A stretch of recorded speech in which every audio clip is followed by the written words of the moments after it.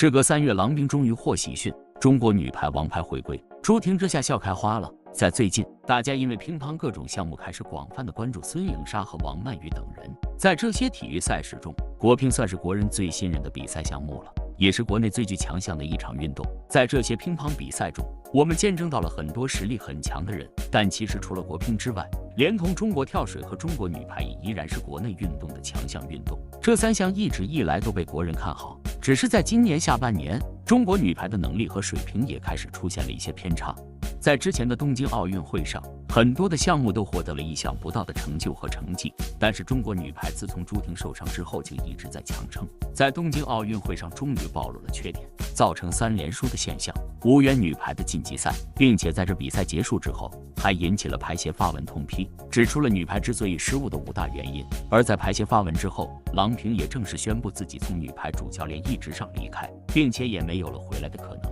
而自从女排在东京奥运会小组赛失利之后，女排姑娘们的状态就急转直下。朱婷因为伤势原因暂时退赛，而张常宁目前也已经有了男友，退役回归家庭也是早晚的事情。加上目前李盈莹没有什么动作，还有前段时间闫妮的退役，更加让人觉得女排复出之路遥遥无期。目前女排也急需一个王牌来拯救他们于水火之中，但很显然在短时间内是不可能的，因为在之前郎平就已经退出了。女排目前不仅仅是队员流失的问题，还有教练迟迟没有新人选的问题，这些问题都让女排进入了一个迷茫期。目前这个迷茫期随着闫妮的退役更加深，似乎也无人出现解救。现在已经是12月份了，距离郎平退役的时间也过去快3个月了，这对于女排来说其实是不妙的。而目前排超联赛已经开始了，就在今天和明天，女排目前主要靠主力队员来得分，还有一些的方队选手参与到这次的比赛中来。这也意味着目前女排也处于一个新老交替的阶段，但这对于女排来说速度实在太慢，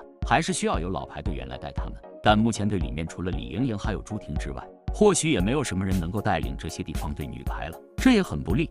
但是在最近，有人发现排超联赛开始之后，袁心玥重新回到了天津女排，这可是一个十分好的好消息。这意味着中国女排的王牌回归，因为在之前，袁心玥不知什么原因缺席了第1阶段的训练，这也导致了朱婷等人在传球时没有人选，最终导致在小组赛中失利。而袁心玥目前也已经回到了天津女排进行训练，相信在短时间内，袁心玥一定会带领女排进入全新的阵容中。这对于退休后的郎平来说也算是很好的消息了。而对于女排来说，最高兴的莫过于朱婷了。相比后续的朱婷知道袁心玥重新回归的话，那必然也会笑开花。袁心玥作为国家1队的女排成员，能力也十分强悍，甚至还荣获了6大重要比赛项目的冠军。也正因为如此，在国家队也起到了中流砥柱的作用，和朱婷2个人之间的配合更是十分默契。因此有袁心玥在的女排都会有更稳定的发挥，所以这也是没什么大家那么期待袁心玥的原因。而在之前，其实女排是有可能在东京奥运会上夺冠的，哪怕不能夺冠，在最后或许也能得到银牌，也不至于输得那么惨。如果袁心玥当时在场，局面或许也会发生不一样的转变。现在袁心玥已经回归，相信在不久之后她会和重新归队的朱婷一起再创辉煌，而相信这也是郎平愿意看见的。现在虽然暂时没有关于新教练的消息，但袁心玥回归也无疑增加了女排变强的机会，因此大家还是期待一下女排吧。只要度过了这段迷茫期，相信他们会有新的变化。好了，本期视频到这里就结束了。关于袁心玥回归的事情，大家怎么看呢？关注杂酱体育圈，了解更多体育资讯。我们下期再见。